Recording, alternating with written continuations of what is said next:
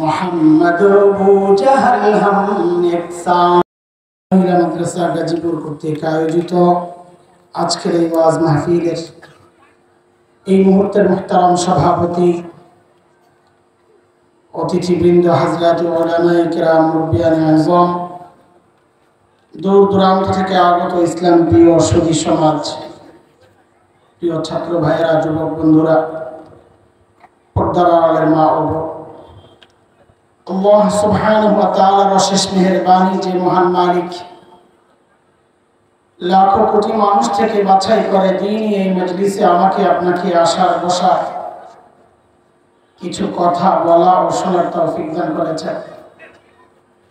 সেজন্য মহান রবের শুকরিয়া আদায় করি, জবান খুলে প্রাণ খুলে কালিমাতুশ শুকর উচ্চারণ করি, আলহামদুলিল্লাহ। আজকে একটা আলোচিত দিন, ঐতিহাসিক দিন, রবিউল আউয়ালের 12 তারিখ অবশ্য চলে গেছে, সন্ধ্যা হওয়ার সাথে সাথে।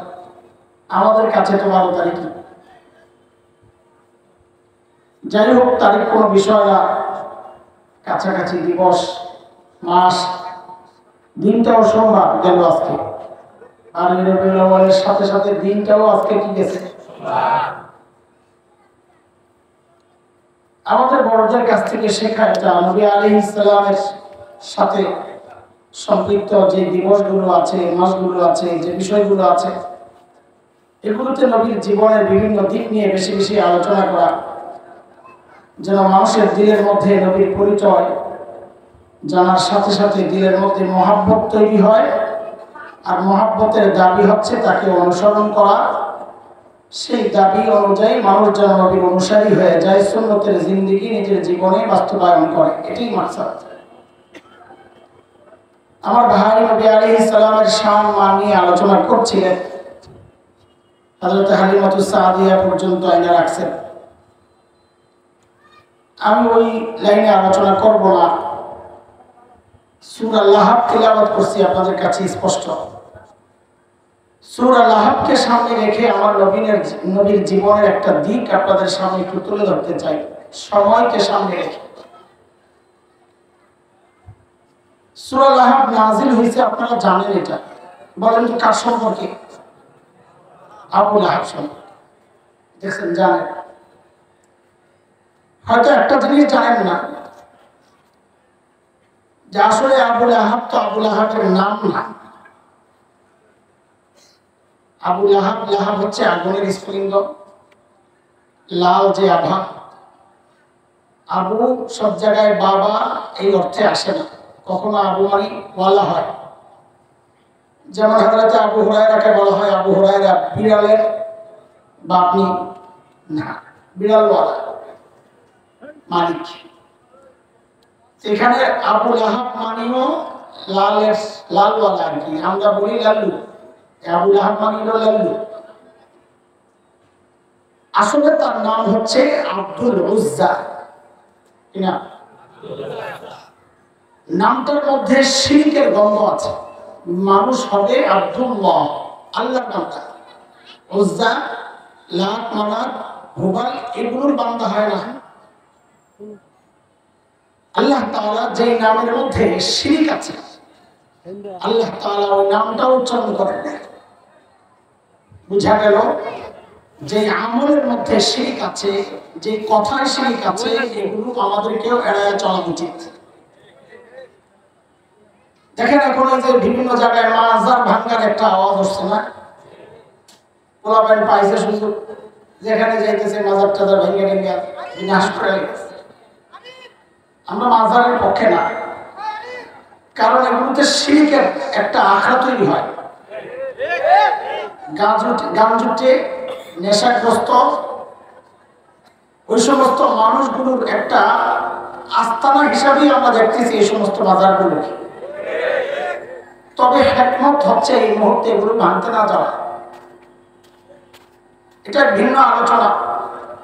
নবী আলাইহিস সালাম মক্কা বিজয়ের পর আম্মা জান আয়েশা রাদিয়াল্লাহু আনহাকে উদ্দেশ্য করে বলেছেন যে আমার মন চাচ্ছে কাবার মধ্যে 3টা সংস্কার মন চাচ্ছে। এক হচ্ছে কাবা পুনর্নির্মাণ যখন হয়েছে, কুরাইশদের খুব অভাব চলতেছিল, সেই জন্য কমায়া তারা কাবা বানাইছে। ওই কমের অংশটা হচ্ছে আজকের হাতিম দিয়ে একটা দেয়াল দিয়ে যে ঘেরাও করা, ওটা খালিল ইব্রাহিমের কাবা ওই পুরাটা। তো নবী চাচ্ছিলেন যে আমার মন চাচ্ছে খালিলের যে ভিত্তি, আমার বাবা ইব্রাহিমের যে ভিত্তি, কাবাকে সে পর্যন্ত বাড়ায়া পুনর্নির্মাণ করে ভাঙ্গা আবার নতুন করে বাড়ায়। আরেকটা হচ্ছে কাবার দরজাটা মানুষ সমান উপরে। নবী চেয়েছেন, আমার মন চাচ্ছে এটাকে নিচে নামায় ফেলি যেন মানুষের ঢুকাটা সহজ হয়। খরিলের সময় আমি ছিল। আরেকটা সংস্কার হচ্ছে কাবার দরজা ছিল দুইটা, একদিক দিয়ে ঢুকতো আর একদিক দিয়ে বের হইত। হাজরে আসওয়াদের পাশ দিয়ে যে দরজা, এটা তো এখন আছে।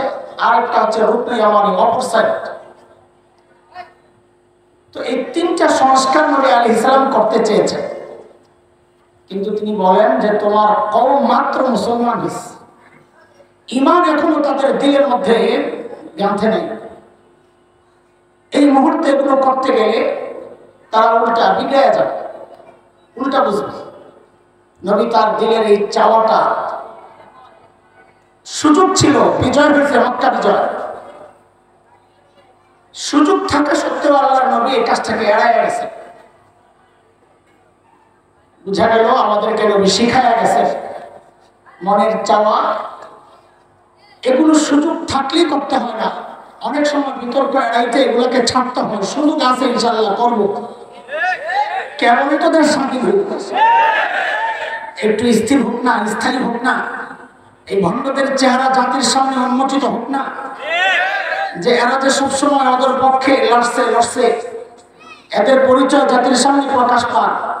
মূর্তি মৌলবীর ভাঙ্গা লাগবে না, ওই সাপেন মলা ওই স্কুল কলেজের ছাত্ররাই গলার মধ্যে রশি লাগায় মূর্তির টাইনা ভাঙছে। কথা বলছে আল্লাহ করে বাঁচাইছে। আমাদের মৌলবীর উপরে কোনো এই ব্যাপারে কোনো অভিযোগ আসে নাই যে মৌলবীরা মূর্তি ভাঙছে।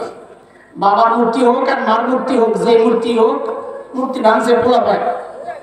আল্লাহ তাআলা এমনই করেন, জালেম যখন বড় হয়ে যায় আল্লাহ ওদেরকে শাসন করার জন্য বড় শক্তি পাঠান না, কখনো পাঠান তৈরন আবাবিল, ঝাঁকে ঝাঁকে পাখি দিয়ে শেষ করে না। আমি তো বলি এই যুগের মুফাসসির কেউ যদি এই আয়াতের তরজমা করে ফারসালা আলাইহিম তৈরন আবাবিল, তো তিনি একটা ভাব অর্থ করতে পারেন এই যুগের জন্য আল্লাহ তাআলা জালেমদেরকে শেষ করার জন্য ঝাঁকে ঝাঁকে পাঠাইছেন শিশু কিশোর।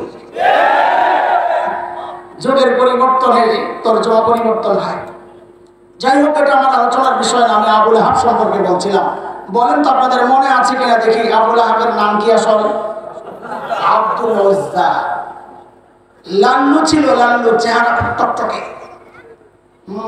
চেহারা সুন্দর হইলেই তার দাম বেড়ে যায় না, দাম বাড়ে মাল দিয়া। আমাদের বড় খারাপ স্বভাব আছে, বড় হুজুর দেখছে, বড় পাগড়িওয়ালা দেখছে, কাইট হয়ে গেছে। আমি তো খুব অবাক পেতাম এক সময় যে মানুষ দেওয়ান বাড়ির কাছে কেন যায়, আছে কি তার? পরে বলছি আর কিছু থাকুক আর না থাকুক, ওর যেটা আছে এটা আমার নাই, আছে একটা বিশাল পেট, ওটা দেখেই তো নবদিকে শান্তি। আর নাহলে কেন যায়? হ্যাঁ, ওই জন্যই কবি বলেন ঘরে বসুরত আদমি ইনসাফ দে মোহাম্মদ আবু জাহল হাম নেকসাউদে।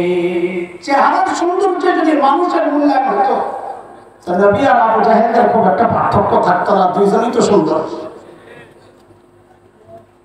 এই আবু